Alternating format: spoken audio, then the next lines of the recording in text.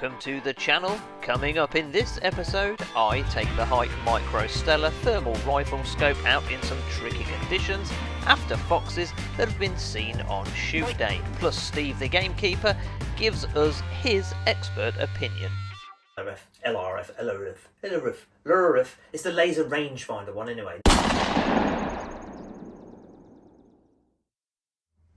Well, hey guys, and thank you very much for tuning in. Steve and myself welcome you to the Man Cave. Of course, in this session we'll be going foxing. In fact, I'll be going out foxing as soon as I've recorded this segment.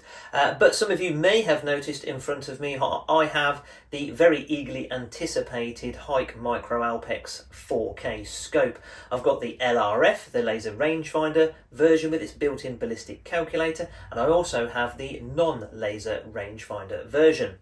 This particular scope I've already had a weekend away with my good friend Dave from the Predator Protection UK YouTube channel, and we had an epic weekend. I'll put a couple of clips on screen now of some of the footage that I've gathered, but if you want to see more on that, then please head over to his channel, of course, once you've watched this video.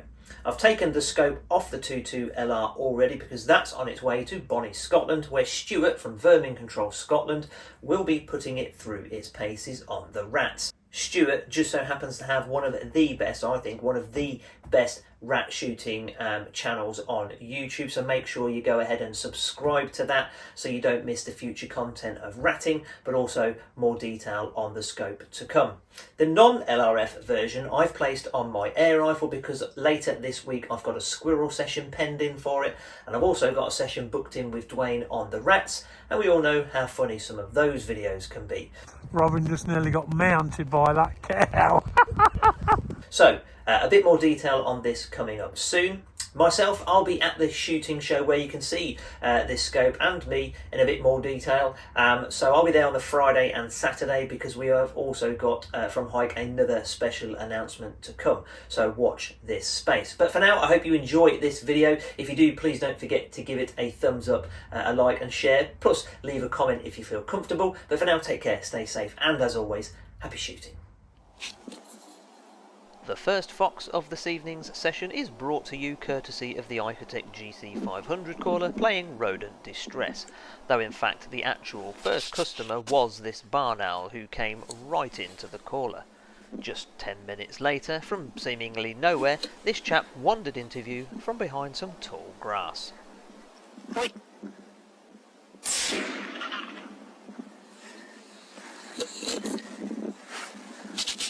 What a solo mission it was. Caller up on the fence post, playing what we were playing actually. Rabbit Distress, I think. And this fox come wandering in. It's a beauty of a fox. We've got ourselves an exit wound. Dog. I'll just get it back over to the gun. Oh, it's bloody cold tonight.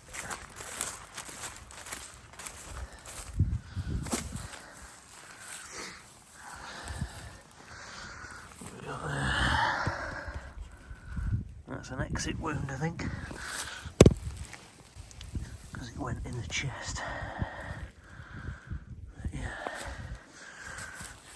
Good fox, that. Fourth of the year so far. Fourth this week, in fact, so good result. Moving on to my farm at work now, and this fox has been captured on Rick's trail camera attached to one of the posts at the bottom of that res you can see on the right there. I turned up just before its due time in the hope that I could creep in and wait for its arrival. However, no need to call, as it was already making its way towards me. This goes to show that with a little homework, foxing can sometimes be nice and easy. It doesn't always go to plan, mind.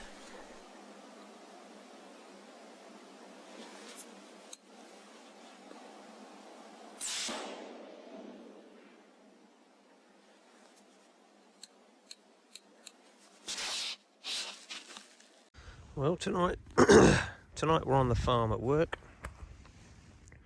and just here is our reservoir, and the other side of the res is the spinney, which has the wild pheasant drive, and we smelt fox doing some routine maintenance on the res, and Rick put his camera there, and we put a couple of dead birds and some bits and bobs that we'd found roadkill wise out, and the fox has been coming regularly and taking that. So I knew this was going to be a good place to stake out. And actually, although I've just picked my caller up, I didn't even need to call. That fox just wandered in my direction. And at 73 yards, it was not a difficult shot. But that's how we like it. Nice, easy foxing. Second one of this evening's session already, so really productive. And that is a humdinger. Put the caller in there for some size comparison, but that's a lump. I'm going to say that's a dog. Definitely. He's crapped himself as well. But that is a lump of a fox. Don't know, blind in one eye maybe? Yeah, I'd say so. Blind in one eye. Well, he's blind in both eyes now, but great result that. Cracking looking fox. During the late part of December, early January, the weather has played havoc with trying to get out. I did manage a night out with Andy and Kazzy, who I'd not seen for a while, and before the thick blanket fog beat us, we did manage a couple. Stop it when it gets to that gap.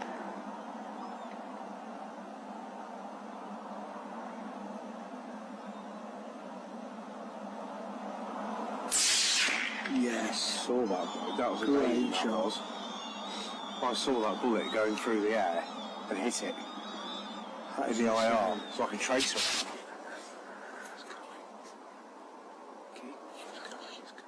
Both of these were taken stood up and shooting off the recon sticks. You can really see the fog now, that blanket fog, which lays like a carpet across this field. That said, the stellar scope did cut through it a little bit, and you can see the fox plain enough as it slowly makes its way towards us. We'll just skip forward about a minute and a half as this fox took a little time to make his way into range, but eventually it did.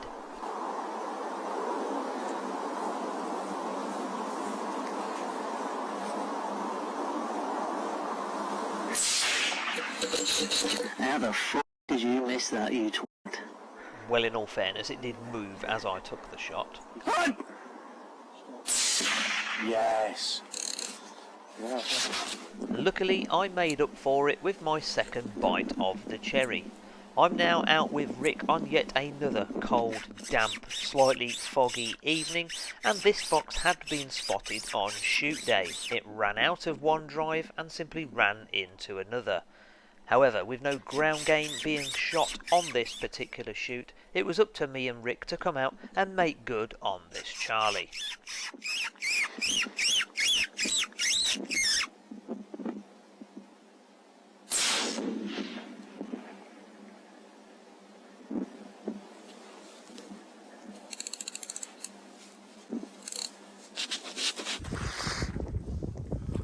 Oh, foggy. It's cold. It's very cold. We've got stuff freezing over.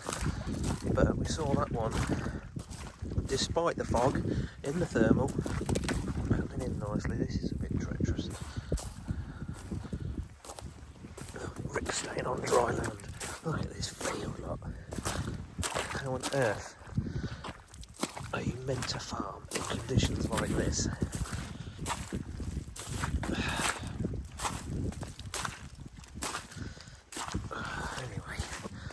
How far that was because of the fog. I couldn't get the rangefinder to work on the spotter, so I'm going to guess around 110-ish maybe.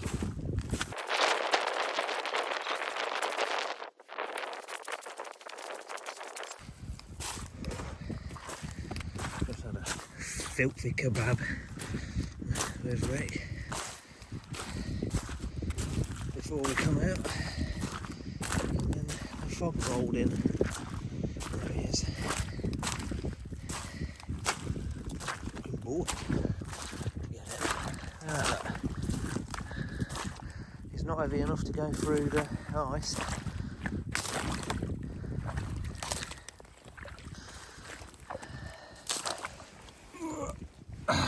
Yep, dog.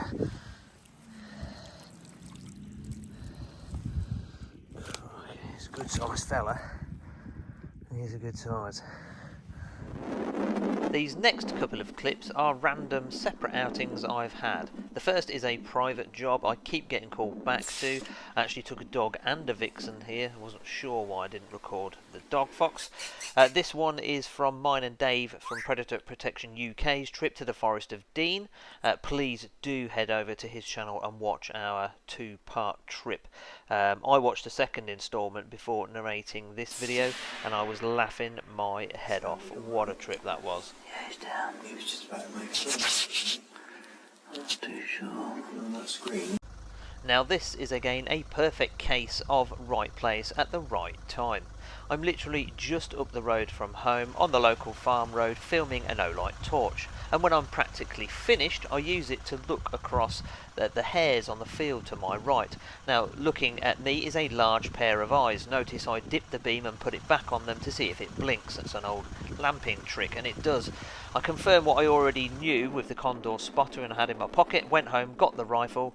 The wind had opened up to around 30 plus miles an hour, so I tucked myself into the hedge and got steady on the sticks as the fox makes a dash across the field.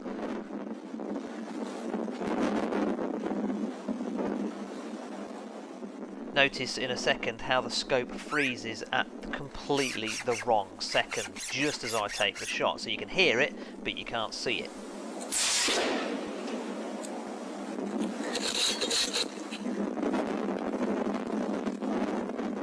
I cycled another round quickly just in case it needed a follow-up shot, but luckily that fox is down and out. I'm now out with the keeper again, and once again it's a slightly breezy, damp, horrible conditioned evening as we call this fox yet again straight out of the cover.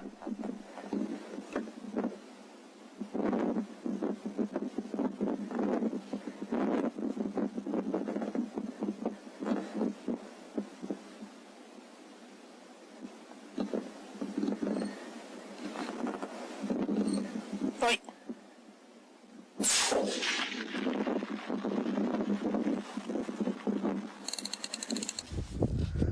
Well, we'll go and see what flavour it is then, shall we? We'll go see what flavour it is. We ain't got to walk far anyway. Oh, seen on shoot day. What do I do then? Just have a call on that silly bend up there? Yeah, I think so, mate. It's been a productive night, hasn't it? Oh, brilliant. Gotta be happy with that. Well, that wouldn't you? Yeah, I am. Well, please. It's much better knowing you know when you see one on the shoot and Yes.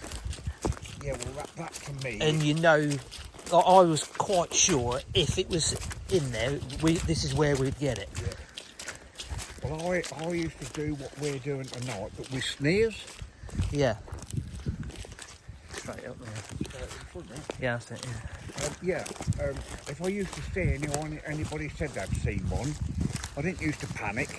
I'd go there, check it out, right, put some snares down, and if I caught it, which I mostly did, I was excited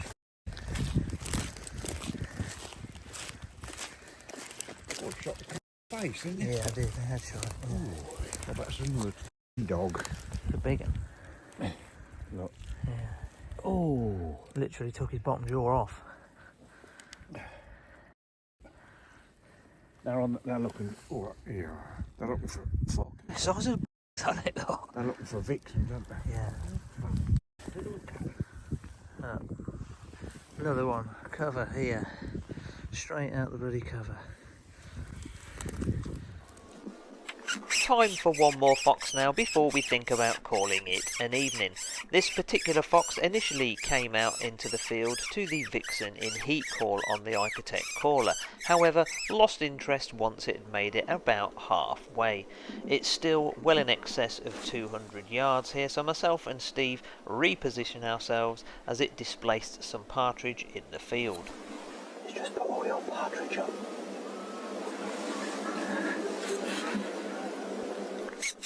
It remained around halfway across the field, and despite me calling, it didn't seem to want to move any closer. I measured it once more with the condor, and at 220 yards it is doable, so I give it a shot. Wasn't sure if the first shot hit, but the fox didn't seem to move anywhere, so I aimed a little higher and gave it another go.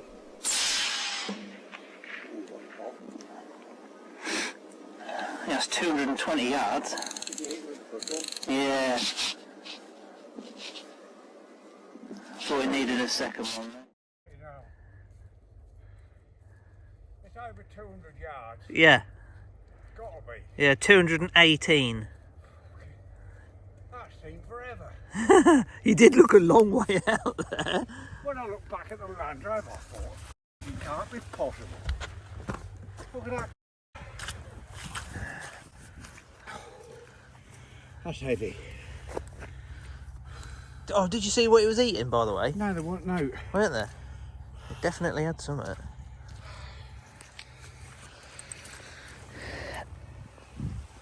Oh yeah, it's got a bit of weight, hasn't he?